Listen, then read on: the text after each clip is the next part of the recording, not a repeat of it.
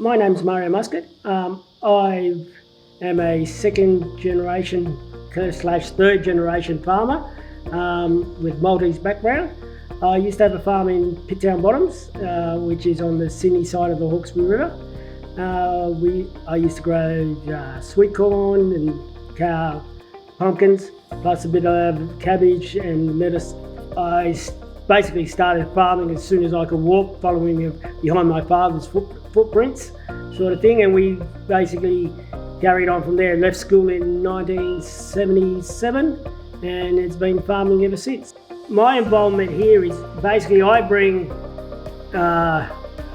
true world sense into experiments and all that. So I basically I grow the crops the way a farmer's going to grow the crops. So when you do an experiment here, you actually are getting a true indication of what a farmer would do and how a farmer would be committed to running his enterprise. The main issue we had on the farm was basically Johnson grass in the summer, because sweet corn is was my main line. I had a lot of issues with Johnson grass, and in the winter time it would have been wild turnip, wild radish. Same reason: brassica lime, brassica weed, Johnson grass line, grass weeds. In the fallow, it would be the same as what most people would use. It would have been just a roundup.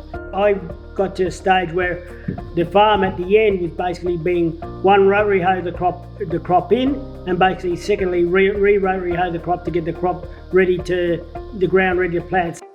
As a selective herbicide, you'd use whatever the crop was recommended for the crop.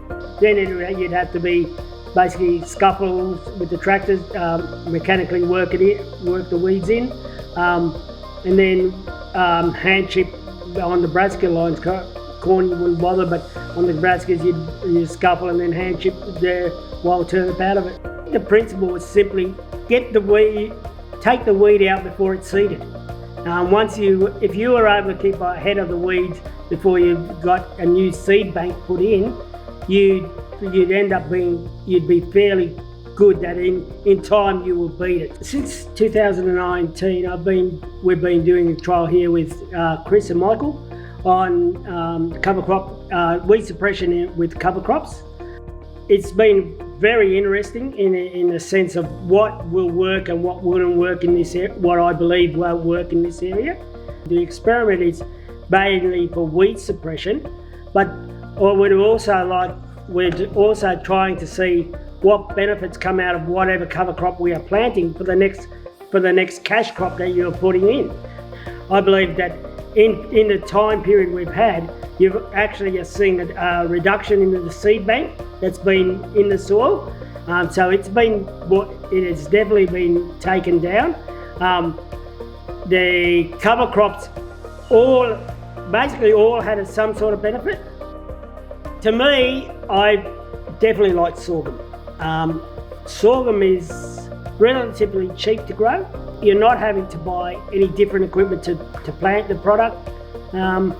It gives you a big mass of vegetation that you're able to put in the ground. So as a cover crop, it's going to work really good because it'll stop any light from getting down to the young the weed seedlings.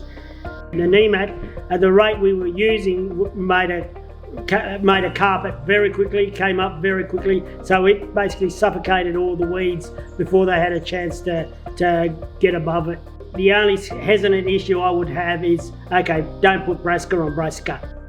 My issue is with the tillage radish. I actually believe, I know that it is very much cost inhibitive, but I think the rate that we were going at was too light. So I think what happened in that product is that the weeds were able to get through into the sunlight before the radish was able to grow to suffocate it out.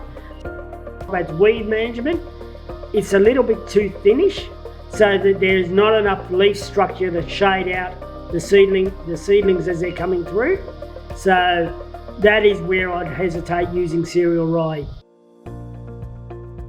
The only one I was very hesitant about is buckwheat, which seems to in my opinion, goes to seed a little bit too quick in this area with the humidity and all that. So that could be, might work in a different district, different climate sort of thing, but in the Sydney Basin it definitely struggles.